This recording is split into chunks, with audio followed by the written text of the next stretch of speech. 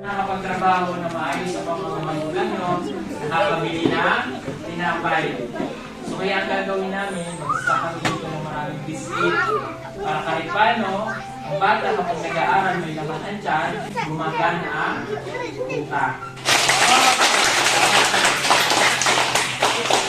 Tapos, dapat pagbutin nyo yung pag-aaral. No?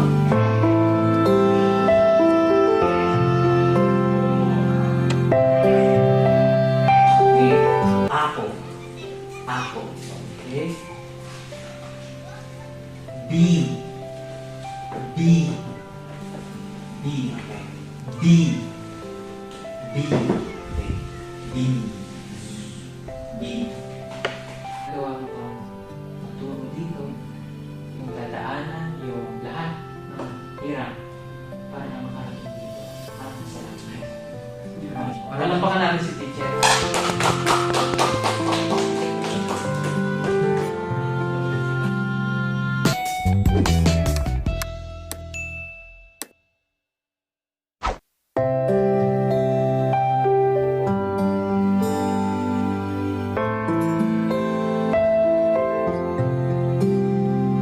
Magandang umaga mga kababayan. Kasama natin ang Pugong Biyahero and Pugong Biyahero team. Si Sir Paul, Direk Frankie, Mang Eli, Kuya Noy, and yours truly mga by Victoria Simpson. So ngayong araw po ay aming sasamahan si Sir Mar. No? Siya po ang nag-iisang guro dito sa Sitio Sandunan. Bawat linggo mga bay pupunta siya dito upang maturuan yung mga kabataan dito sa Sitio Sandunan. Laking sakripisyo, grabe yung sakripisyo niya mga bay sa daanan. Maputik man mga bay, rain or shine, pumupunta si Sir Mar dito upang magturo doon sa ating mga katutubo. Ayun, kasama natin mga bay si Sir Mar dito sa... Sir, ano nga po ang pangalan ng school niyo dito, sir? Ang pangalan ng school namin is Datu Lamanta Integrated School po. Sir, ano po yung nagtulak sa inyo? Bakit ginusto nyo po na dito magturo sa napakalayong lugar? Kasi dito po sa Sitio Sandunan, maraming mga batang hindi nakapag-aral. So, yun yung parang mission ko dito is magbigay sa kanila ng edukasyon. Dahil yung edukasyon ang ipagmamana nila sa kanilang mga anak at magagamit nila at hindi talaga mananakaw sa kanila. Ayun, so saludo kami kay Sir Mar. Mabuhay po kayo, sir. And maraming salamat. So mga kababayan, ito po yung paaralan kung saan po nagtuturo si Sir Mar.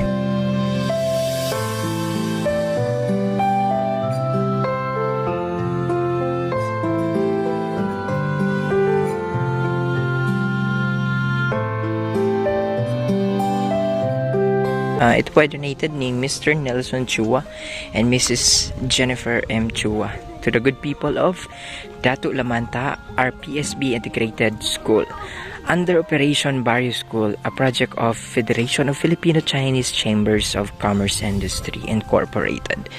So yan po mga bay ang kasalukuyan na paaralan ni na Sir Mar.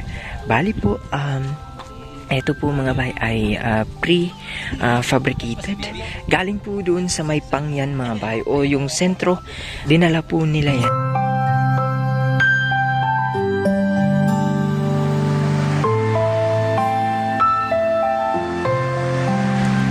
So kasalukuyang papasok na po yung mga bata sa loob ng paaralan.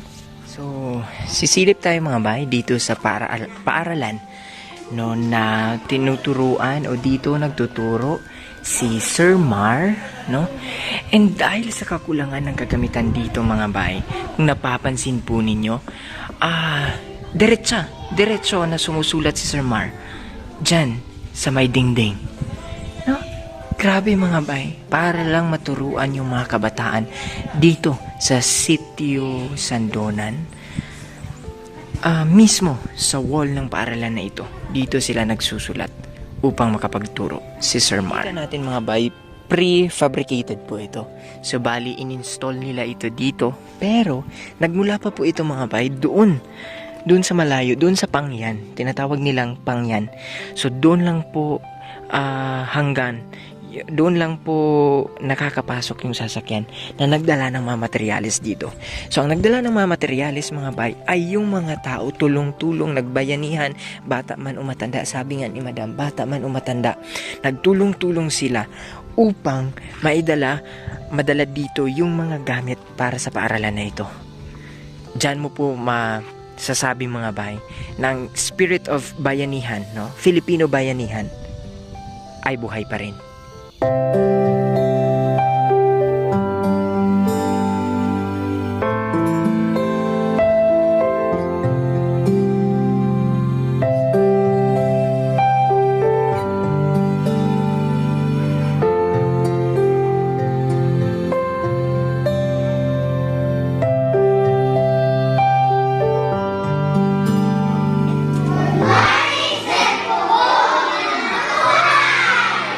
Nakapagtrabaho na maayos sa mga magulang nyo, nakakabili ng tinapay. So kaya ang gagawin namin, magsasaka dito ng maraming biscuit para kahit paano, ang bata kapag nag-aaral may laman andyan, gumagana ang utak. Wow, yay!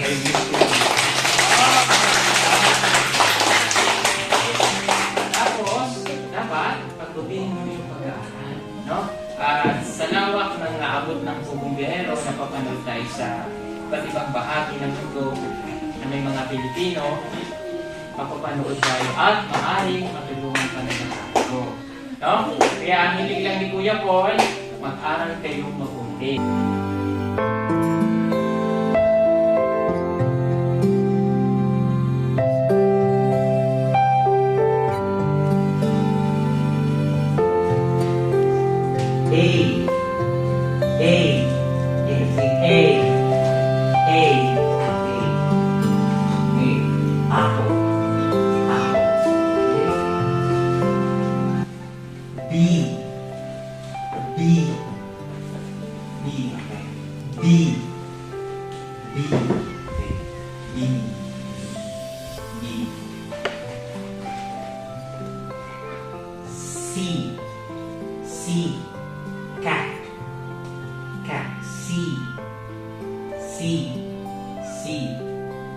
Cat.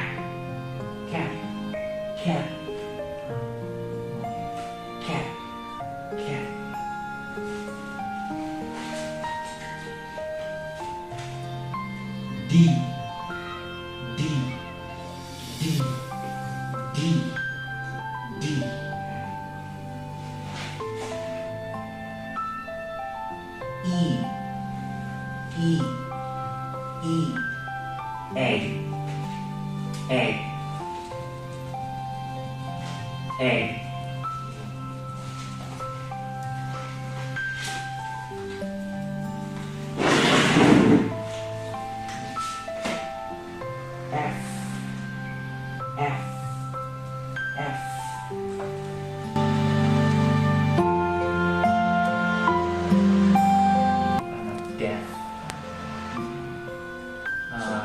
Yung deaf kasi is kapag hindi ka pa nakakapag-rinig, hindi ka rin nakakapagsalita.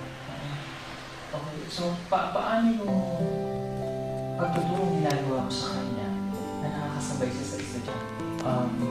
Binibigyan ko siya ng extra time para maturuan siya sa mga basic sign language. Kasi actually si Tisoy, hindi pa siya enrolled sa school, pero inaalaw ko na siya papasok sa classroom para ma-practice na yung mga basic routine sa pagloob, and then yung basic sign language. Katulad ng good morning, gano'n. And so, marunong ka dun sa sign language? Opo. Ilang taon na si Tisoy? Mga 5 or 6 na si Tisoy kasi on process pa yung birth certificate na kasi. Kasi si Tisoy, yung parent niya is former rebelde. And then yung papa niya namatay sa digmaan. So, ibig sabihin ito ay walang mga magulang na natigas na niya. Opo. Kasi Yung nag-aalaga sa kanya ngayon. yung nag-aalaga niya is yung tito niya. And then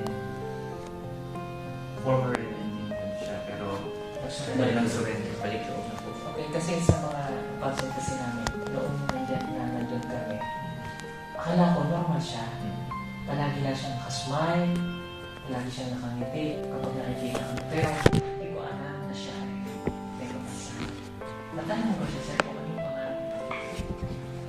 So ngayon, hindi pa kami makapag-converse kasi hindi pa siya todo marunong magsalita. Pero yung klase kami, yung Guzman, mag-farm. Tulong sa kanyang sa kanyang tito at saka tita. Kasi yun yung nakikita niya dito sa araw-araw na ginagawa. May pag-asa pa kaya siya kasi Depende.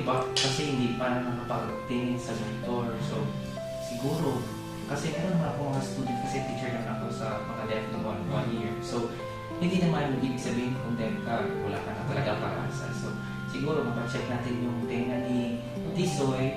So, pwede ma-assess ang doktor kung pwede ba Nagawa mo pang tuturo dito, yung dadaanan, yung lahat ng hirap para na makarating dito.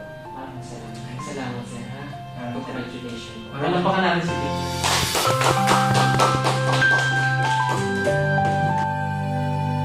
Hindi natin maikakaila na may mga kababayan pa tayong hindi pa naaabot o di kaya'y salat sa edukasyon. Salamat na lang at may mga gurong katulad ni Teacher Mar na hindi nahahadlangan sa layo ng lugar, sa hirap ng daanan at kakulangan ng materyales panturo. Maibigay lamang ang kaalaman sa mga katutubong kabataan. Saludo sa lahat ng guro. Saludo, Teacher Mar. God bless mga bay and always stay connected to God.